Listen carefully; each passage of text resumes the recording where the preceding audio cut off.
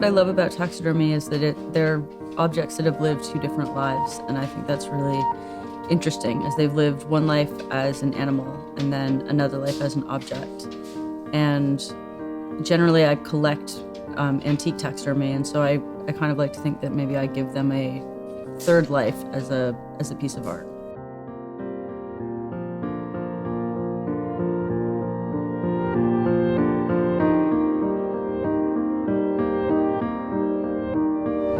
Well, I'm originally from Toronto, Canada. I went to art school in Rhode Island, so I essentially grew up in America. I then went and did pre-med for some reason.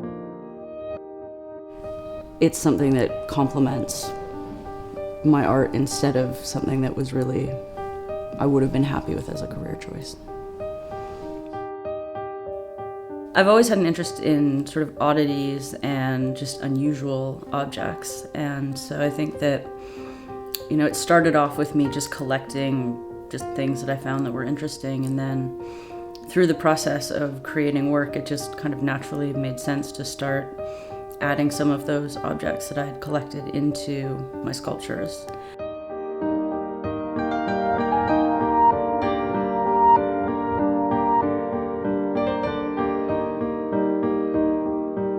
There are sort of more overarching themes in my work. Clearly sort of life and death, and this idea of taking things that people normally find disturbing or repugnant and asking them to look at it in a new way and to see the beauty in things that people are normally revulsed by. I'm very interested in creating narratives, but I don't want those narratives to be just easily definable and universal in a way. It's almost like creating a story without actually telling the story. I like to sort of create objects that use different symbols and then see how people will put those symbols together to create their own narratives.